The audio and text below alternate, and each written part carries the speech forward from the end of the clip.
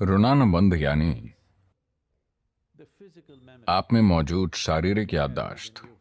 ये खून के रिश्तों से हो सकती है, This can also ये यौन संबंधों से भी हो सकती है।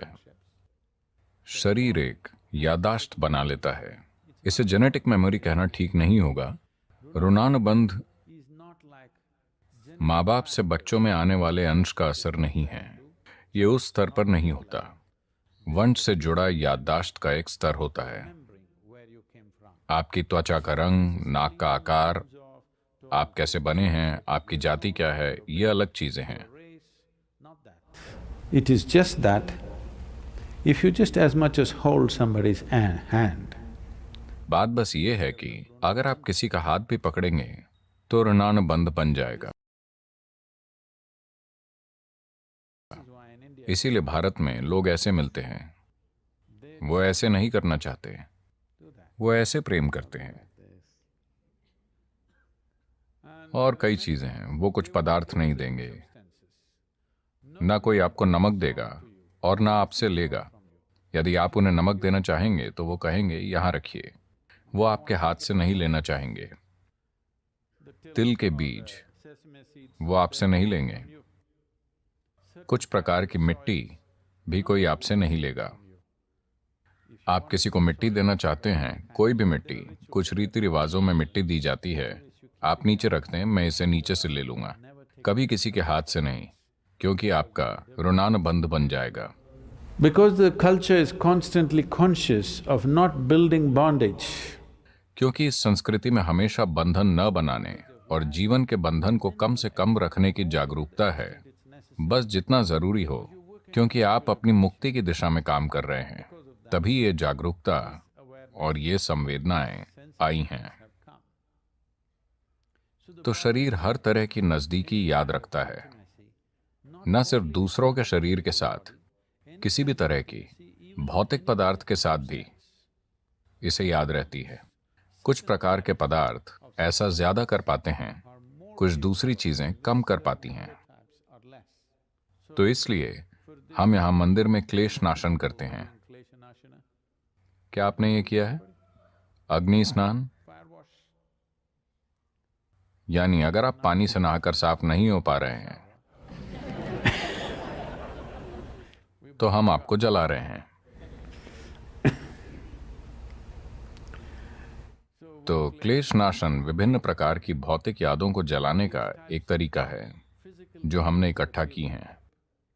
सिर्फ रिश्ते नहीं, बस संपर्क में आने से, बस कई चीजों के संपर्क में आने से, लोग, स्थितियों, माहौल, कई चीजों से ये शरीर यादें जमा करता है। एक हद से ज्यादा शारीरिक यादें जमा हो जाएं तो एक स्तर का भ्रम पैदा करती हैं। कंफ्यूजन यहां नहीं, ये कंफ्यूजन अलग है। ये भ्रम आपने कमाया है। शारीरिक भ्रम अलग होता है। अगर शरीर भ्रमित है तो वो आराम में नहीं आ सकता। कई लोगों ने देखा होगा, कुछ दिन आपका शरीर भ्रमित होता है। क्या आपने ये देखा है? आप जहां भी बैठते हैं ऐसा होता है। दूसरे दिन आप बैठते हैं, तो हमने शुद्धि के लिए अलग अलग प्रणालियां बनाई। एक होता है अग्नि स्नान, दूसरा वायु स्नान। सच में, बेशक पानी का स्नान रोज होता है। एक समय था जब मैं बहुत साधना करता था, तब मैं एक दिन में 5 से 7 बार नहाता था। क्योंकि आपका सिस्टम इतना संवेदनशील हो जाता है। आप इस कुशन पर बैठेंगे तो आप जान जाएंगे कि ये आप पर क्या असर डाल रहा है। तो आप इसे धोना चाहेंगे, कम से कम खुद पर सिर्फ पानी डालकर 5 से 7 बार, दिन में 7 बार। यह तय नहीं किया जाता मुझे 5 या 7 बार नहाना है। जब भी आपको एहसास हो। कई योगी रोज कम से कम 2 बार नहाते हैं। आमतौर पर नदी में डुबकी, कम से कम 1 बार बहते पानी में डुबकी, ताकि आप साफ हो जाएं। और दक्षिणायन से उत्तरायण के बदलाव में, जो अभी और फिर से उत्तरायण से दक्षिणायन जो जून जुलाई में होता है, उन दिनों ट्रॉपिकल देशों में हवाएं तेज होती हैं, कम से कम भारत में। भारतीय उपमहाद्वीप में हवाएं तेज होती हैं। तो ऐसी सरल प्रक्रियाएं हैं जिनमें आप हवा में खड़े होते हैं ताकि आपको वायु स्नान मिले। हवा में नहाना, आप देखेंगे इससे अद्भुत फायदा होगा। आप ऐसा करके देखें, जब तेज हवा चल रही हो तब कुछ ढीला पहनकर बस आधे घंटे वहां खड़े रहें, इसके प्रति सचेत होकर, आंखें बंद करके, इस तरह और पीछे से, ताकि आपके ऊपर से काफी हवा गुजरे। घर आकर आप काफी हल्का और बेहतर महसूस करेंगे।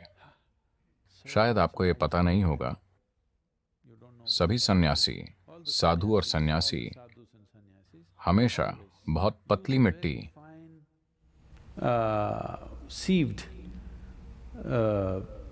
mud, red earth, लाल मिट्टी से अपने कपड़े रंगते हैं। पूरे आश्रम को उस रंग से रंगा गया है क्योंकि हमने बस मिट्टी का इस्तेमाल किया है, ठीक है? मिट्टी और एक तरह की गोंद पेंट की तरह चिपकने के लिए आश्रम की सभी इमारतें इसी तरह रंगी गई हैं। और सभी साधु सन्यासी जो आध्यात्मिक पथ पर हैं, वो अपने कपड़े लाल मिट्टी से धोते हैं, छानी हुई मिट्टी से धोते हैं, इसीलिए ये रंग आया है।